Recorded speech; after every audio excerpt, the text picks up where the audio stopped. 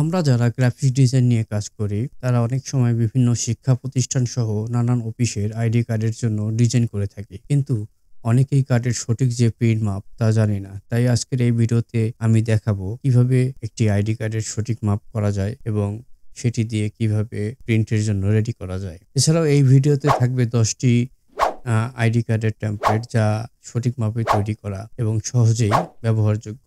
আপনারা চাইলেই এই আইডি কার্ডের টেমপ্লেটগুলো ব্যবহার করতে পারবেন। তাহলে চলুন বন্ধুরা, দেরি না করে শুরু করা যাক আজকের এই ভিডিওটি।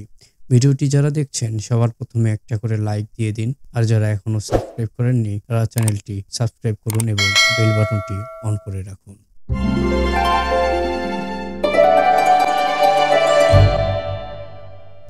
আসসালামু আলাইকুম।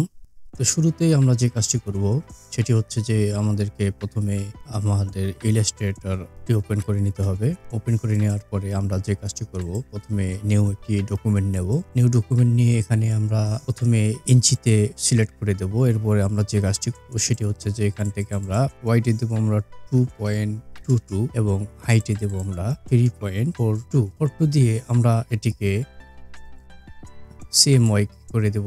স্ক্রিন আপনারা 300 করে দেবেন এবং ক্রিয়েট করবেন। আমাদের একটি আর্টবোর্ড হয়ে গেল। এখন এই আর্টবোর্ডের মধ্যে আমরা যে কাজটি করব সেটি হচ্ছে যে প্রথমে আমরা একটি রেক্ট্যাঙ্গেল টুল নেব। আমরা এটিকে করে দেব ওয়াইডে 2.22 এবং হাইট করে দেব 3.42।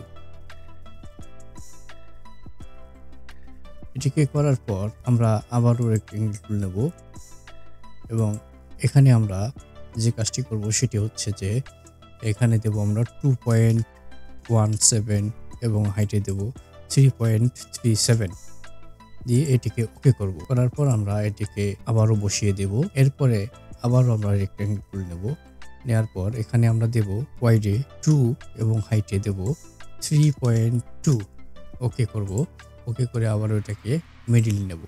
এখন যে কাজটি করলাম আমরা সেটি হচ্ছে যে একটি কার্ডের জন্য পরিপূর্ণ মাপ। তো এটি হচ্ছে যে আমরা যে প্রথম যে রেক্ট্যাঙ্গেল যে বক্সটা করেছিলাম, এটি হচ্ছে আমাদের কার্ডের যে আউটলাইন। মাঝের যে লাইনটি হচ্ছে এটি হচ্ছে কার্ডের মেইন মাপ, আর সবার উপরে যে আমরা রেক্ট্যাঙ্গেল যে বক্সটি করলাম এই বক্সটি হচ্ছে আমাদের কাজের এরিয়া মাপ।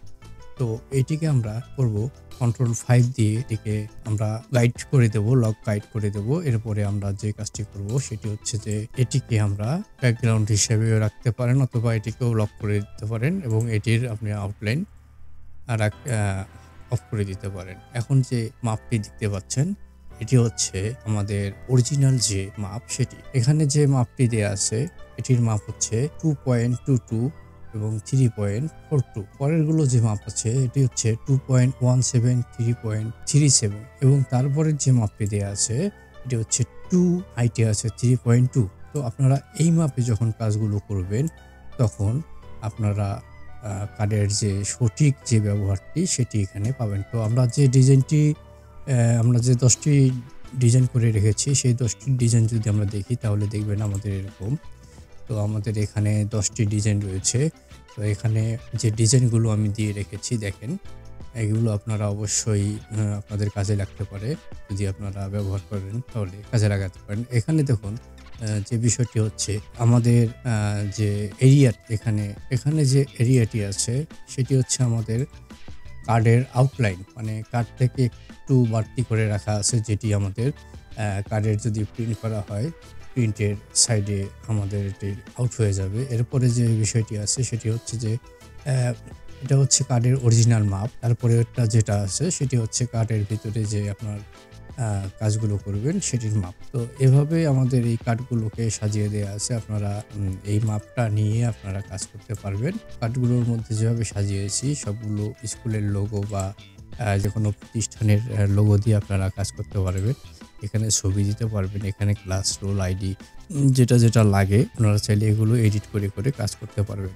তো এইগুলোতে আপনারা এডিট করে করে আপনাদের মতো করে আপনাদের যে প্রতিষ্ঠানের কার্ড তৈরি করতে চাচ্ছেন অথবা নিজে চাইলেও বানাইতে পারেন আপনাদের মতো করে ডিজাইন। কিন্তু মাপটাকে এইভাবে আপনারা যদি রাখেন, আপনারা যে কোনো ইউভি মেশিনে প্রিন্ট করতে চাইলে এভাবে আপনাকে প্রিন্টের মাপ দিতে হবে। আপনারা যদি নরমালি কোনো যেমন এপসন প্রিন্টার মেশিনে কাট করেন, তাহলে আপনাকে যে ভিতরের যে মাপটি আছে, যেটা আমাদের 3.37 এবং 2.17, এই মাপটি আপনারা এপসনের যে 805 কাট হয় সেটিতে করতে, ইউভিতে করতে আপনাকে এই ছাড়টি একটু আপনাকে বাড়তি দিয়ে কাজ করতে হবে। তো কাজগুলো যদি আপনারা এইভাবে রেডি করতে পারেন, তাহলে দেখা যাচ্ছে যে আপনাদের কার্ডের যে পরবর্তী প্রিন্টের সময় যে ঝামেলা তৈরি হয় সেগুলো আর হবে না।